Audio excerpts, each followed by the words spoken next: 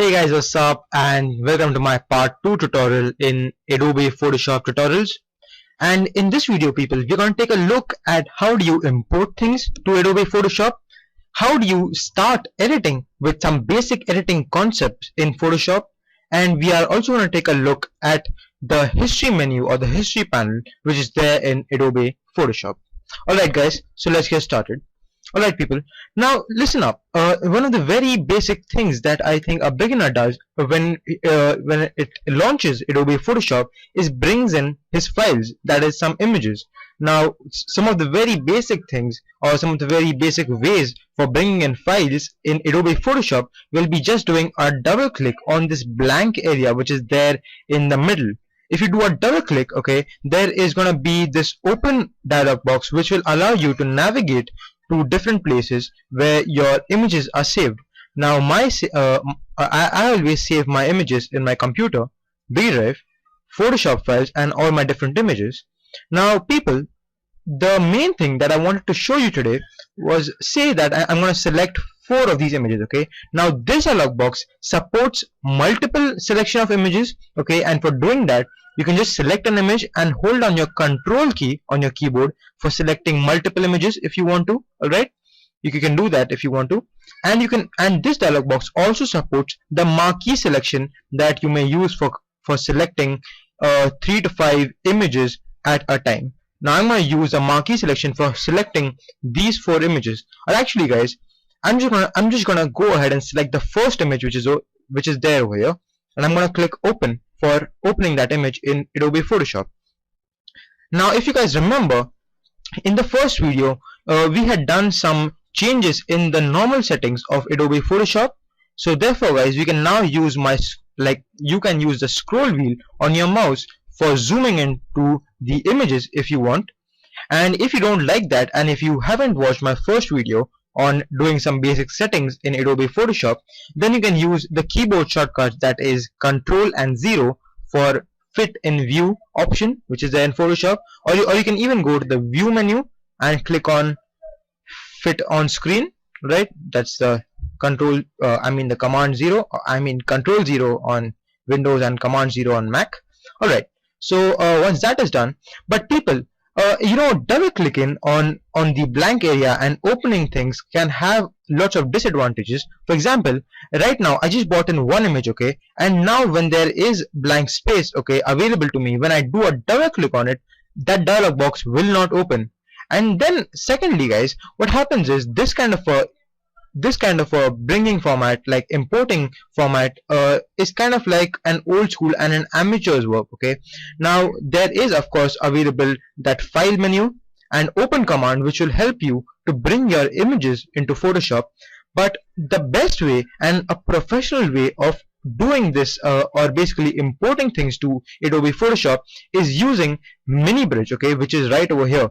Now I'm going to explain I'm going to explain the interface of Adobe Photoshop in my later videos, in which I'm going to speak about mini bridge, right? But I give mini bridge and Adobe bridge. Adobe bridge, people, is supposed to be a totally a different software which ships with Photoshop and other Adobe products, but it is supposed to be one of the very important things that I think I have ever seen in Adobe products, okay. It basically allows you to import things into Photoshop in a much better and in a much efficient way.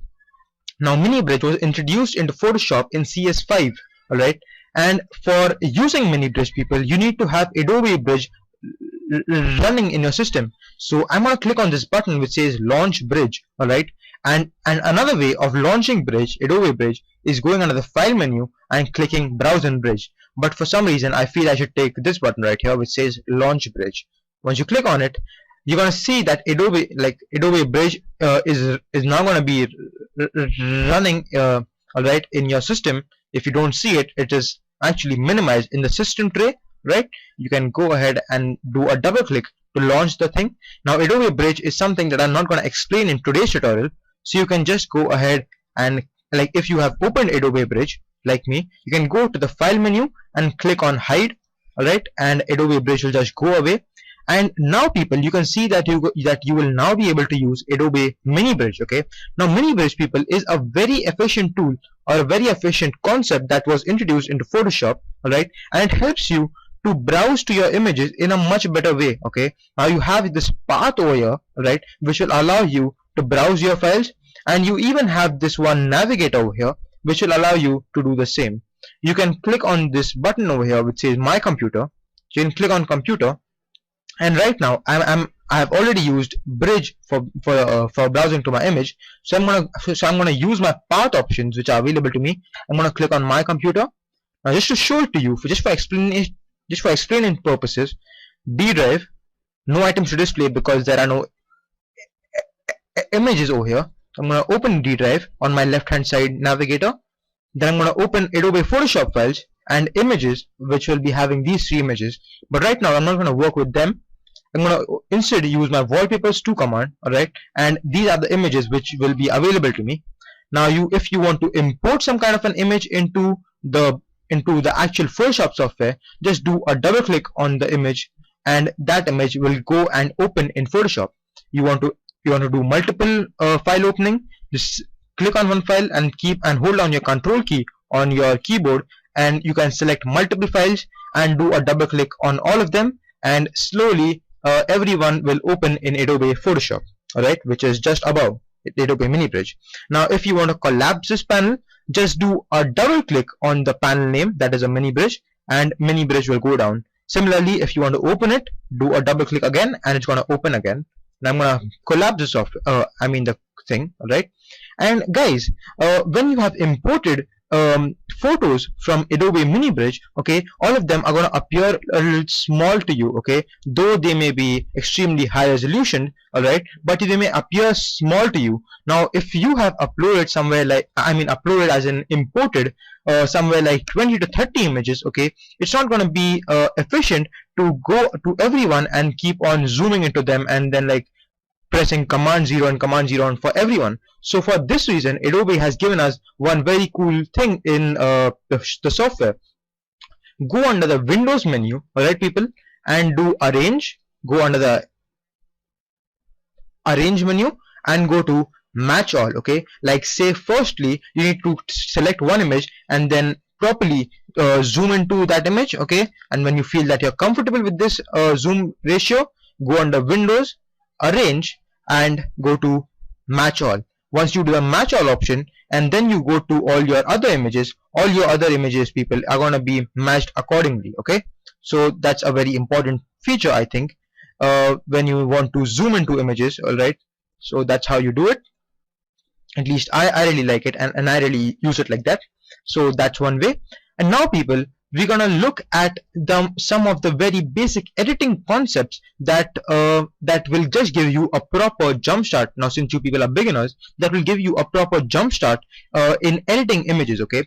Now firstly people, the work of a professional photographer is to take images, okay, or if he's not in the shooting field, when images are given to him, he basically just color corrects all of them first, okay. Now he may be using Adobe Camera Raw for this option, alright, but what I feel that Adobe Photoshop also has a few options that can get the work done, alright. Now for that reason people, I'm gonna close my entire thing, okay. I'm gonna do a right click on one of the images, alright, and I'm gonna do Close All, which will close all the images that were open in Adobe Photoshop.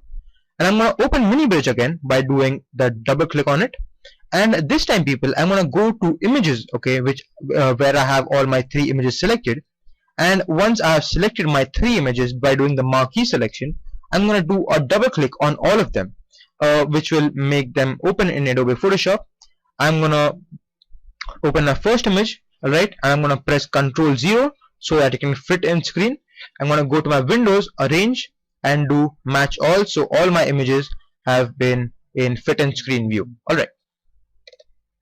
So now people, let's take a look at all those 3 options which will allow you to do color correction in a very efficient and a very quick way, and it will be just great and you beginners will definitely love it, alright. So let's get started, alright.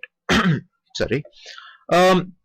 those image options, guys, or those color correcting options are gonna be in the image menu, okay, right here, guys. Right now, as you can see over this picture, people, okay, it's a penguin.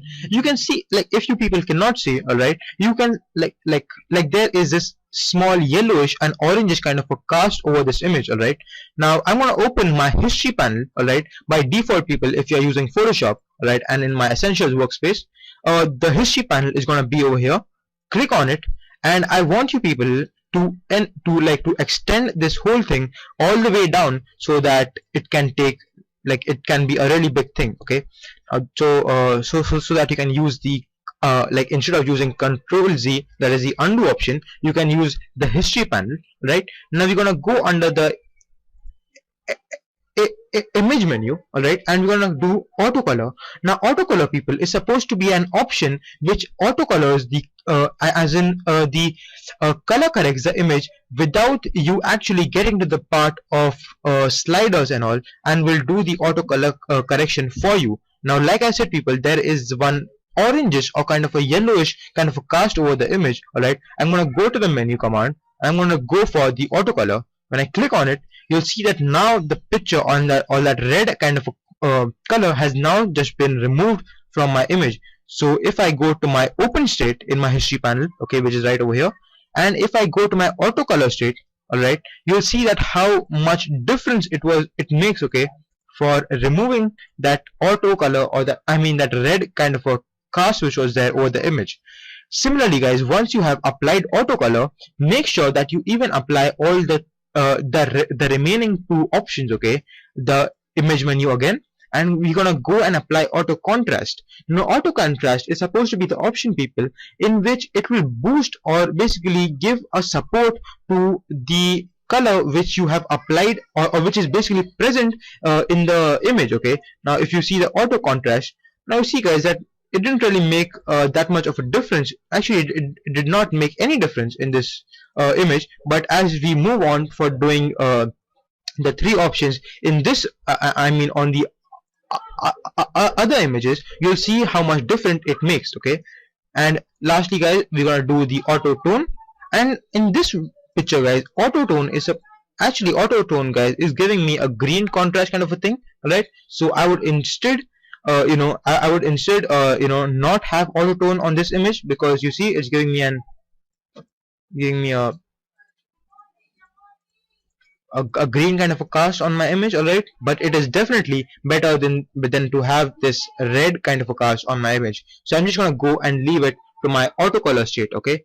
Now going on to the next image, we actually not this image, people, but I have this one image, okay, on which you can clearly see, okay, no matter how many no matter on which level you are using Photoshop for, even if you are a beginner, you'll definitely be able to see the green cast which is there on the image. So again, guys, the image menu and doing the auto color will just do a great job of actually removing the green cast, alright. But if you people are rookies, or actually, guys, if you people see over here, right, at this part of the image, and I'm gonna use my space bar for actually moving my image, okay. If you see, if you see this part, guys, okay, now this part, the green cast is still there, alright. I just saw it like that because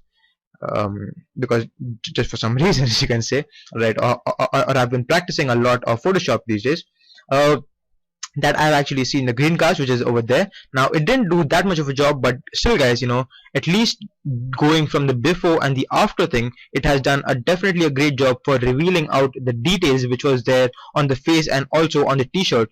Once again, guys, if you want to see the difference that the color tone have made, open the history panel, okay. Do not use the Control Z command, because I still have to teach you something about it, okay. So do not use the Control Z command. Go to the history state, okay, or this history menu right here. Is going to be closed by default. Open it, alright, and scratch it all the way down, because that's how a good professional editor works. And when you see this open state, okay, the first option is always going to stay open, and then all the differences that you have made on the image. So when you go for the open command, you'll see that how the image looked when you had just brought it into Photoshop, and when you applied the effect, what difference did it make, okay. So just toggling them back and forth will make you see the difference. And like I said, guys, it has done a great job of actually revealing some details in the image, alright. so it was very good. Similarly guys, we're gonna go and we're gonna apply all the the rest of the two options which we have. The auto contrast. Now if you see people, auto contrast right now in this image has given me a kind of an advantage. Okay, now if you see, I don't know if people can see or no, but his face, okay, especially on his forehead, you can how you can see guys that there has been a small difference. I don't know if you people can see it in the video or no, since the video player is too small. Alright, and even if you are doing a full screen view, right, I don't know if people can see or no. But definitely guys, on the forehead and on the face, it definitely had made a difference, a little difference, but definitely a difference. And finally guys, you want to go for the auto tone command. Okay, now auto tone again guys is giving me, in this image too, is giving me that greenish kind of an effect, but in this image guys, I actually prefer to have this greenish kind of effect, because it, for some reason guys, it is just giving me a natural look that, you know, I have actually shot the image in a good way. Alright, and therefore I would like to keep this green tint on this image over here. So that's how you use the two very basic the three very basic color correcting features in Adobe Photoshop. Just go under the image menu and you can find them over there: the auto color, auto contrast, and auto tone. Alright, thank you for watching my video people. I'll join you guys on my next video. Thank you.